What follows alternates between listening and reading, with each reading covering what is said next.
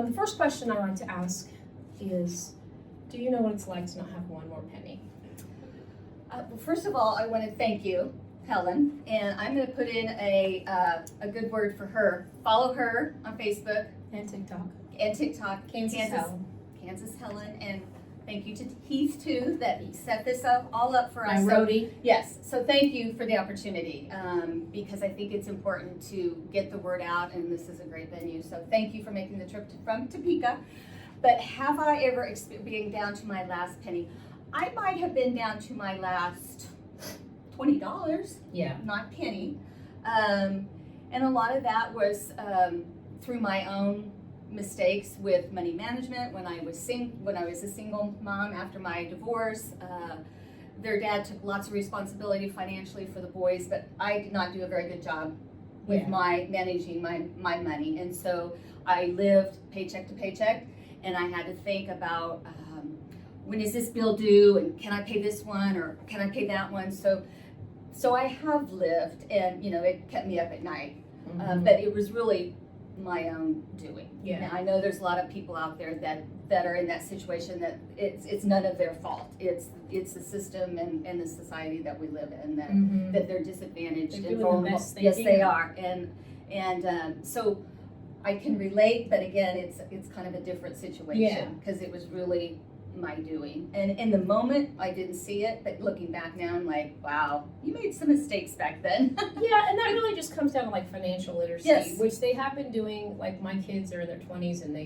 take financial literacy classes, and that's just not something they had for us 20 years ago. Right. So, and my parents never talked about it. So I would say some of my problems throughout my life financially were due to my own choices. But a lot of times there just wasn't enough money coming in for what had to go out. Right. And it always amazes me, like these Rocket Money commercials where they're like, I had 3 accounts to this and I didn't know. I was like, I would notice if 3 $10 things were coming out every month. Yes. I mean, I knew a person that had a water bill that was automatic, and he had a water leak, and his water bills were like $1,200 a month. And him and his wife had separate finances. She'd have caught it, but he didn't pay attention. Right. And so he just looked, I have money, and he went on with his life. And so it was 6 months before they caught it, and his wife was so mad. And so she said, well, I'm taking over the bills that are important because that can't be. But they had the money to cover it, thank goodness. but still, you don't want to lose thousands of dollars no matter how much money you have. And I think you're right. There's a lot of education that goes with that. And if you weren't taught or that was modeled at home, then you don't know. You don't know how to balance a checkbook or what you need to, how you balance things. No, we didn't either. That was good or bad. Right. They never discussed our money. It turns out that we were desperately poor. Okay. And I had no idea. I had no idea. And now looking back now, I'm like, my goodness, we were dirt poor.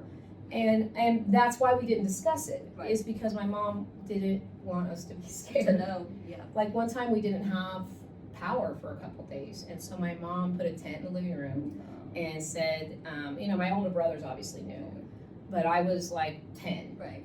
And she just said we were going to camp inside. It was going to be fun. We're going to use the grill outside, and it's going to be a good time. We're just going to camp inside. And I was like, yay! I had no idea. What a mom. Yeah. My mom. Yeah. I certainly don't have time to get into that. Yes. I have one of the most, and everybody will tell you, I have one of the most amazing mothers, and I understand how lucky I am there too, because not everybody gets that. That's right.